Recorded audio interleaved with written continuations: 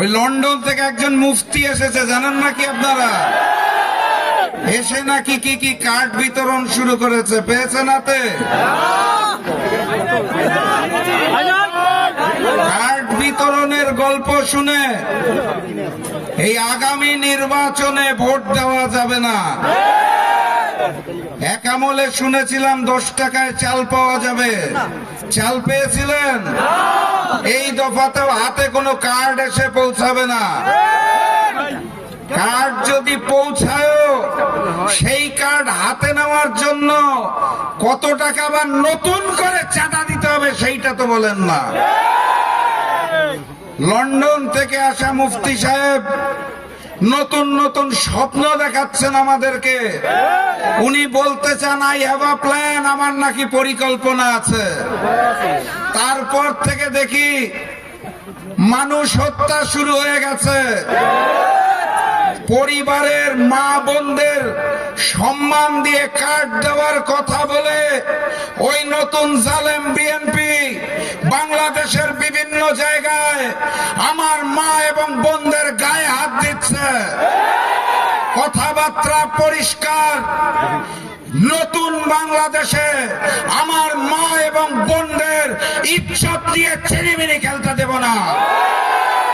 সংগ্রামী সাথী এবং বন্ধুগণ, আপনাদের এই অঞ্চলে একজন প্রার্থী আছেন, নাম করা প্রার্থী, বর্ষিয়ান নেতা মির্জা ফখরুল ইসলাম আলমগীর।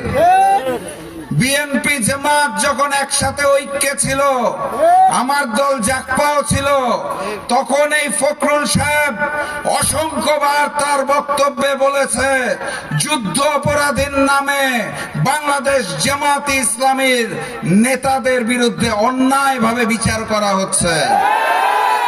সাথে থাকলে সঙ্গী, পাশে না থাকলে জঙ্গি নাকি?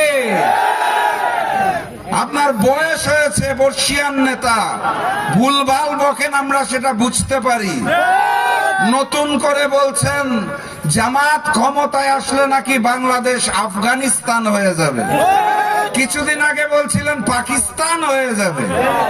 এক একবার এক এক কথা বলেন না। জুলাই গণঅভ্যুত্থান পরবর্তী বাংলাদেশের মানুষ এই নতুন বাংলাদেশকে আফগানিস্তান পাকিস্তান চায় না। নতুন বাংলাদেশের মানুষ লন্ডনেও পালিয়ে যেতে চায় না। নতুন বাংলাদেশকে আমরা সোনার বাংলাদেশে রূপান্তর করতে চাই। ফখরুল সাহেবকে বিনয়ের সাথে বলতে চাই, আল্লাহর ওয়াস্তে সংলগ্ন কথাবার্তা বলুন। কার সম্পর্কে বলছেন, কিভাবে বলছেন, বুঝে শুনে বলুন। আমি বলি না, দুষ্টু মানুষেরা বলে। পর্যাপ্ত বয়স হওয়ার পরেও ফখরুল সাহেব নাকি মুক্তিযুদ্ধে অংশগ্রহণ করে নাই। দুষ্টু লোকেরা এও বলে ফখরুল সাহেবের পিতা নাকি ওই সময়ের বিখ্যাত রাজাকার ছিলেন।